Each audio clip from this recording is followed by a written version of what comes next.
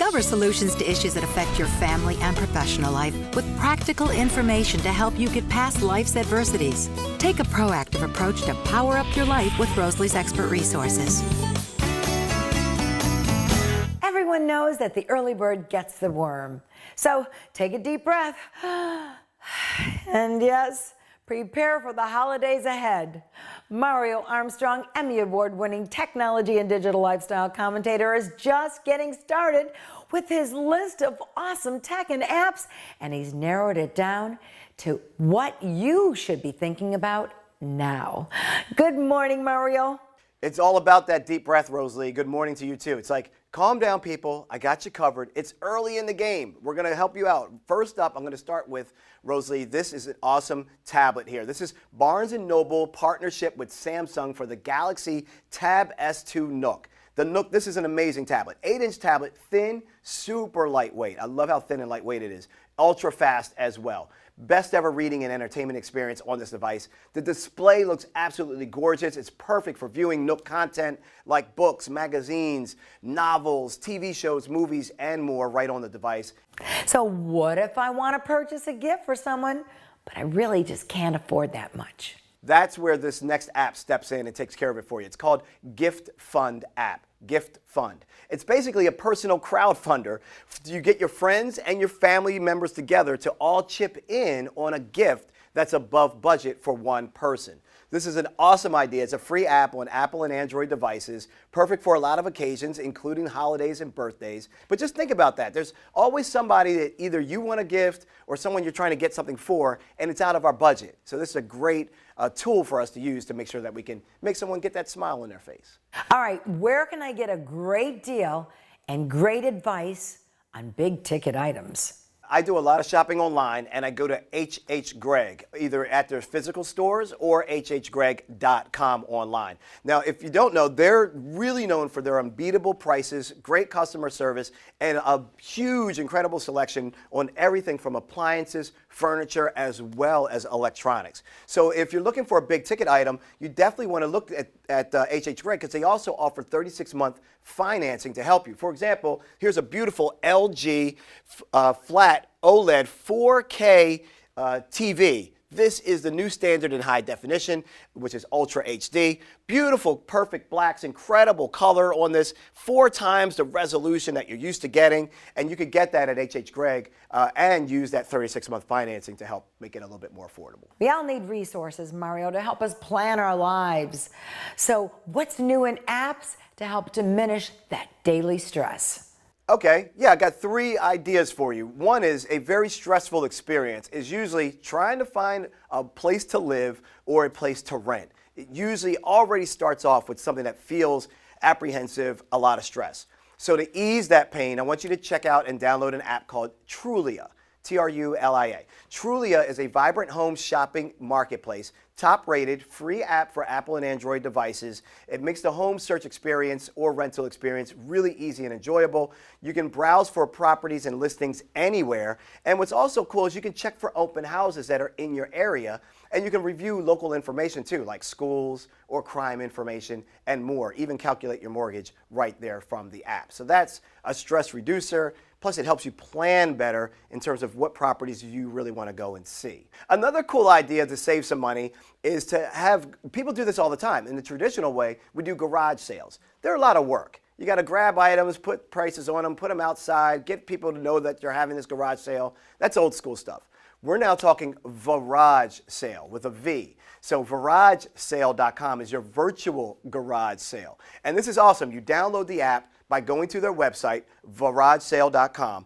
And this brings together not only people in your neighborhood, but also family and friends to buy and sell gently used items that you have. It's perfect right now. Think about Halloween costumes that are laying around your house. You could sell those gently used costumes to maybe some neighbors that are looking for one. And then the last one for those that are really looking for kind of finding a place to be that could be a cool experience to stay overnight, or they just want to get a hotel and they want to get the best price on a budget or get the best selection, you want to check out Booking.com.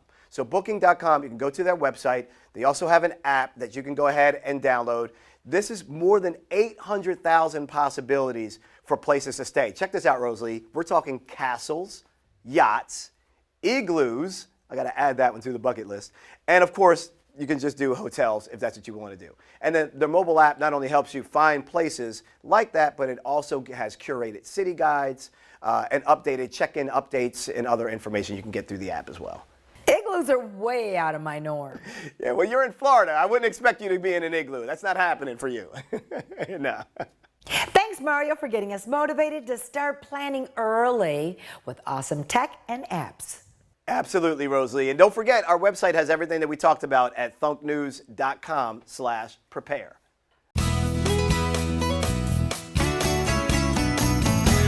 Imagine a family trip with no long lines at the airport, no crammed hotel rooms, no expensive restaurants, and you can change your plans whenever you want.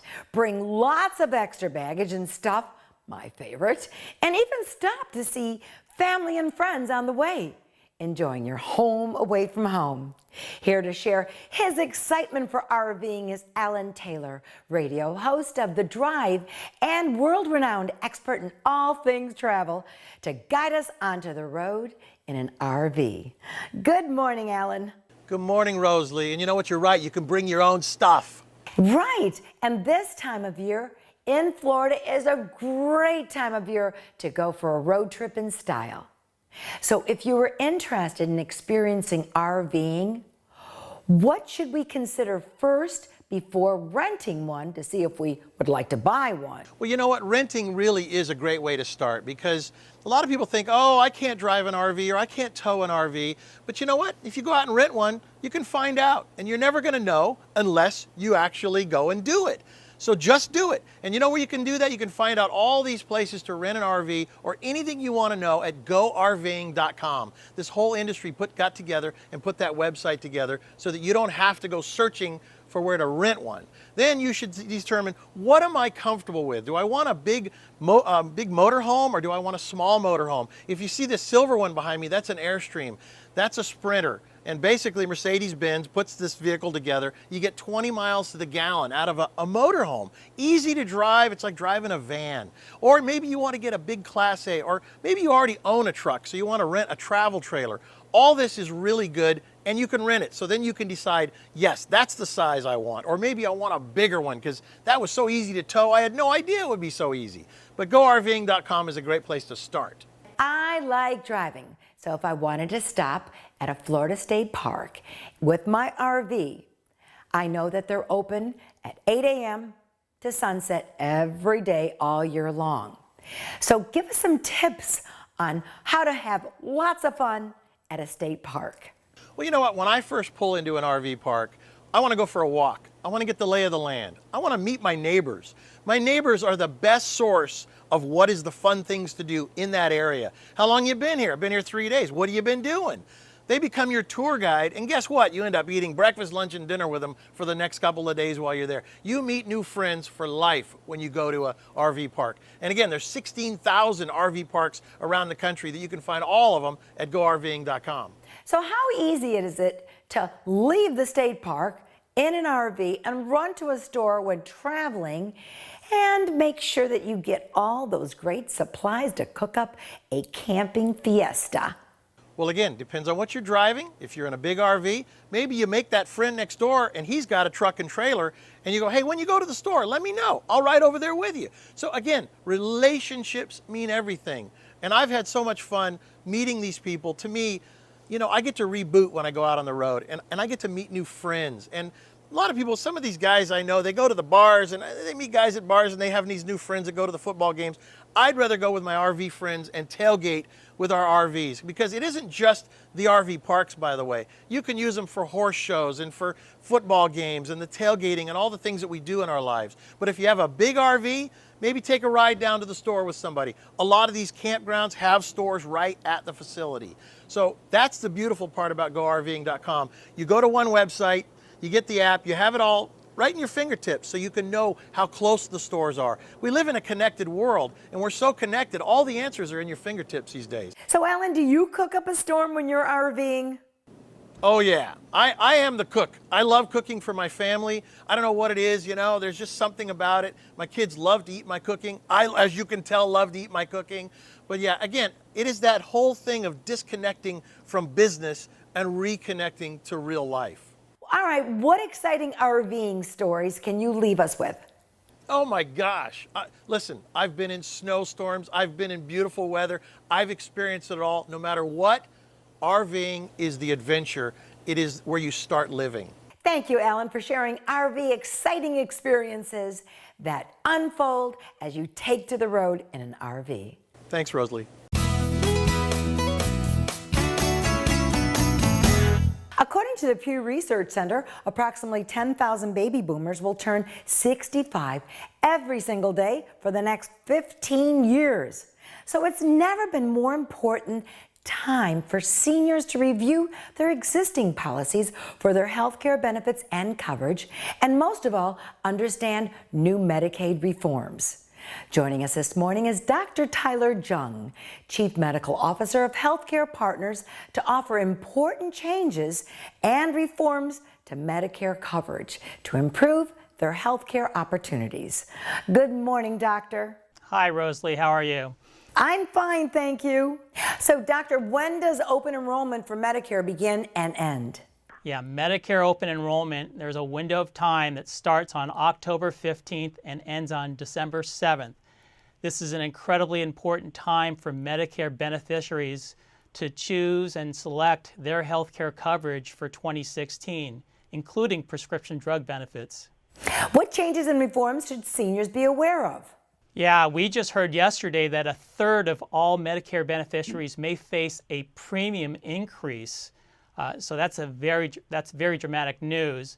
Up to 51%, correct? That's correct.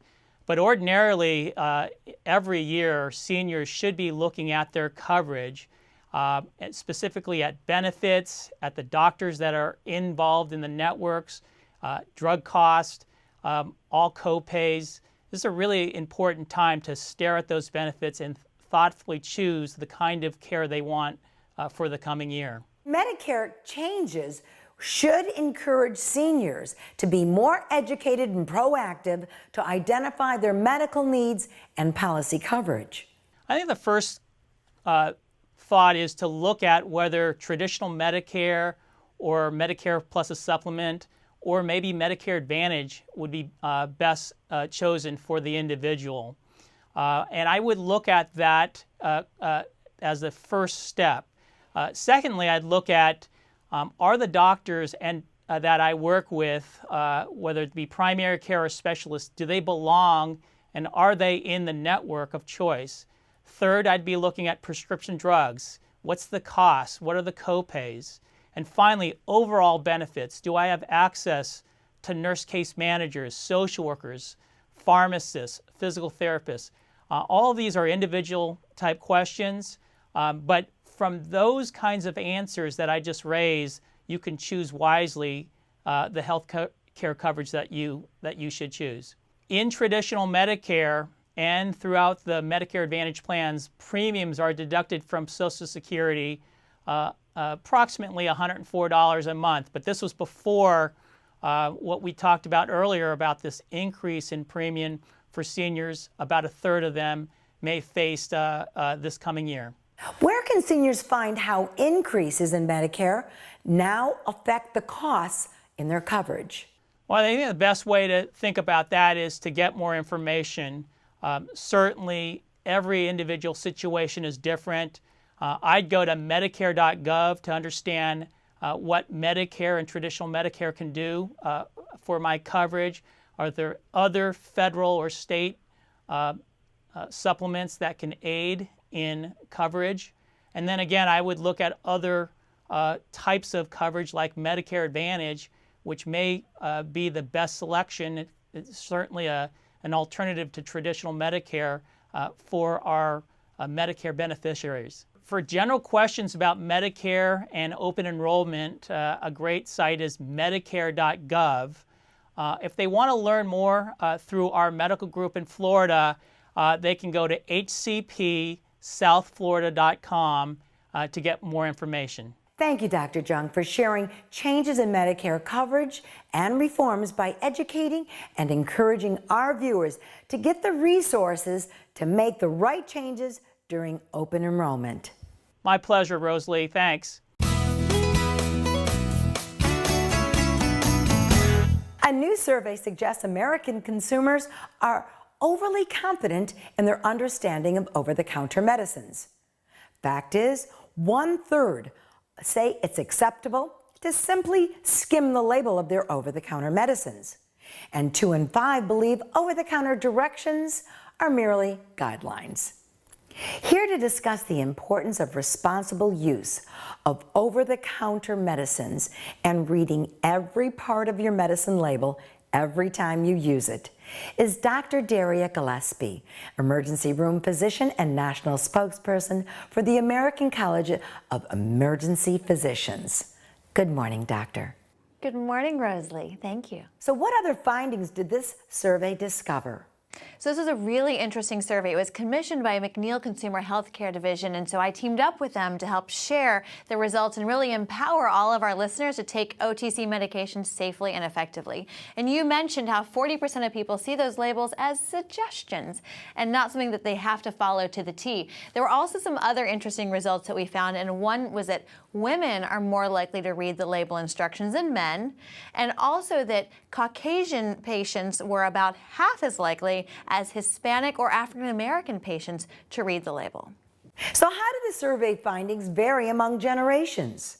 Now, Rosalie, this is a very interesting one. It may seem counterintuitive, and that was that millennials are far more likely to read the labels than older adults. So not something I would have expected. And also, older adults are more likely to have multiple health conditions, as well as be taking multiple medications that could interact. So even more important that they be reading it, and that's why we're here talking about it today. Not surprising, millennials are so social media savvy. Yeah, and good for them in this case. All right, so why is it so important for us to read every label every time when taking a medicine? Just because it's over the counter doesn't mean you should be any less cautious than you should with a prescription medication, because OTCs are, in fact, their medicines. And like all medicine, they have benefits, but they also have risks if you're not taking them appropriately. And the best way to empower yourself as a patient is to read that every label every time. Well, I often ask a pharmacist about drug interactions before I buy an over-the-counter medicine. So that's a great tip. I actually have 5 tips that I want everybody to do to really make sure they're using them most safely and effectively. Number 1, every label every time, even if you've taken it 100 times, because warnings may change, especially if you've bought a new bottle, or your own health conditions can change. So maybe you have a new health condition that you didn't have the last time you took that medication. So always eyeball that label. Look at that, at the warnings and health conditions. Number 2, look at the doses. Don't ever exceed the single dose, and also that 24-hour cumulative dose. A lot of people don't always pay attention to that. I, as an ER doctor, think that that's very important, so you want to pay attention to it. Number 3 is the active ingredients. I know you'll see a lot of terms that may be tough to pronounce, but the active ingredients is very important, especially if you're taking any other medications. We're going into cold and flu season. A lot of us are taking those really convenient combination medications, but many of them have overlap in active ingredients. And the only way to make sure that you're not accidentally taking 2 medications with the same active ingredient and doubling up on that is by looking at that list and only taking one at a time, or the same active ingredient. Number 4 is pay attention to the maximum length of time. If it says only take it for a certain number of days, don't exceed that. That's truly there for your safety. And if you find that you need more or you have any other questions, talk to your doctor. You mentioned talking to your pharmacist. They're a great resource, or other healthcare professional. Thank you, Dr. Gillespie, for offering resources to help viewers to take a responsible approach to using over-the-counter medicines and reading every label every time. Yes, Rosalie, thank you so much.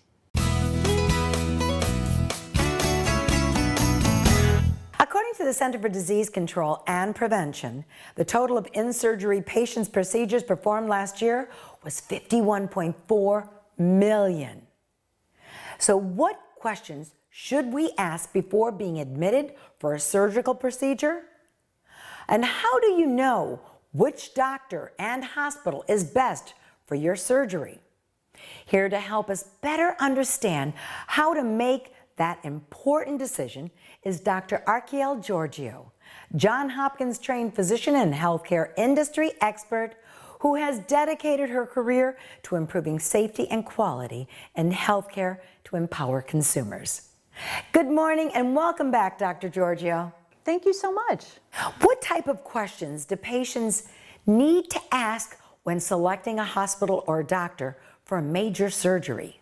Well, it's really a two-step process, Rosalie, and it's, first of all, identifying the doctor that has the greatest experience doing the procedure or treating the condition that you have. So, for example, if you need open heart surgery, it's important to go to the cardiac surgeon that does more open hearts than maybe valve surgery, because their expertise is going to be different. So find the doctor that has the greatest experience doing what you need, and then you're going to probably find a few doctors that meet that criteria. Identify which doctor goes to the hospital with the lowest complication rates and the lowest mortality rates. And that's what's important in getting to the right care.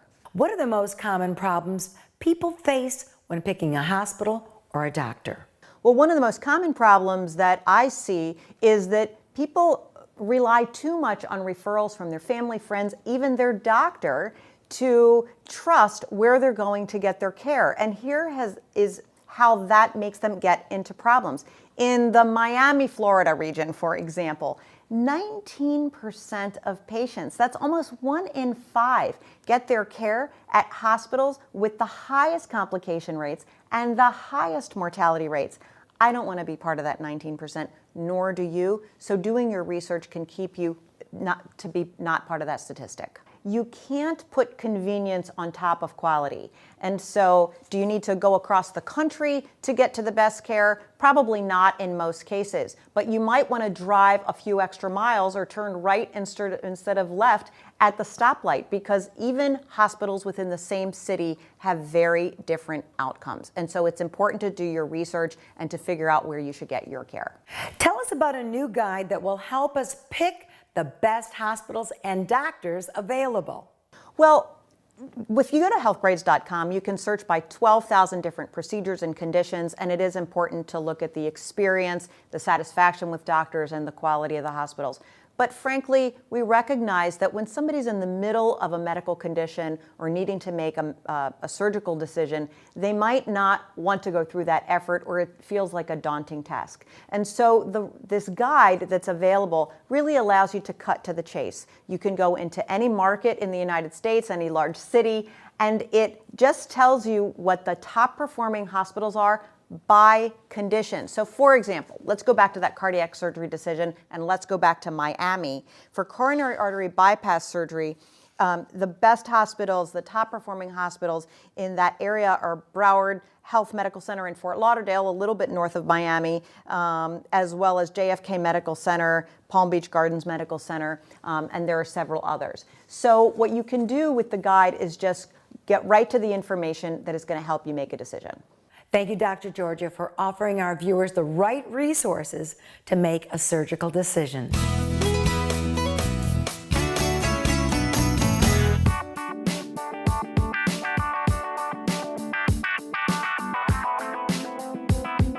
Mentoring opens doors for students and job seekers with disabilities.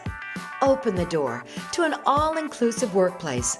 Watch the upcoming episodes of Disability Mentoring and get involved in your community. Be a mentor.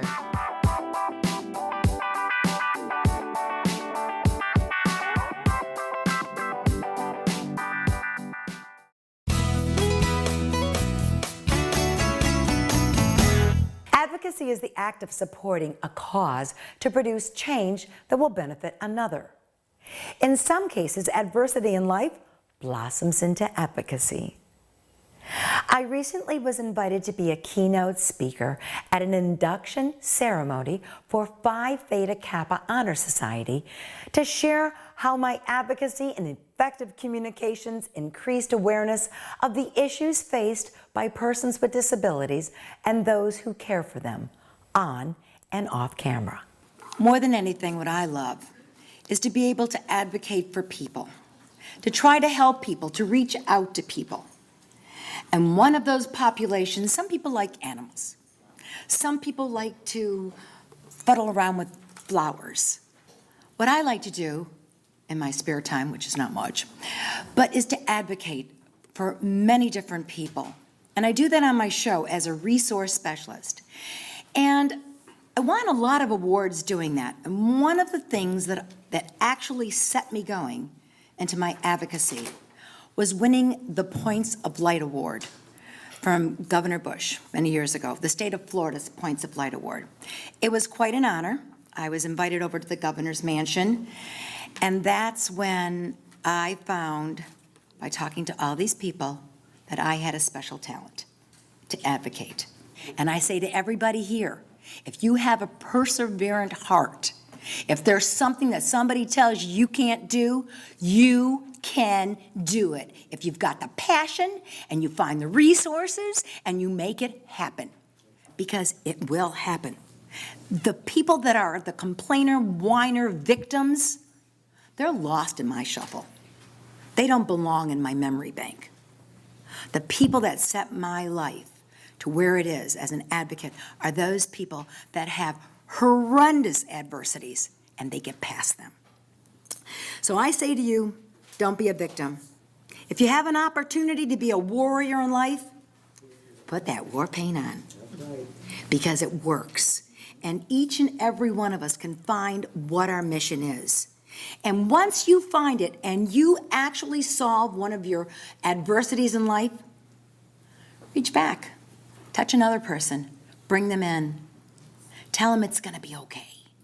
They need that vote of confidence. And remember, everyone in this room could face a huge trauma in life, an illness. No one is exempt from that. It's an unfortunate part of life. We never know what tomorrow brings. But I can tell you one thing. If you ever have that opportunity to change your life, redefine your sense of normalcy and share it with others. Helping yourself can lead to helping others redefine their lives and give them encouragement and strength they need to move past adversities in life. I found gratification in serving the Florida community and empowered by expanding the voices of families who care for a loved one with a disability through advocacy. You know, it's a win-win for all. Improving your life or that of others by using a variety of community resources will empower a cause and offer it a voice through advocacy.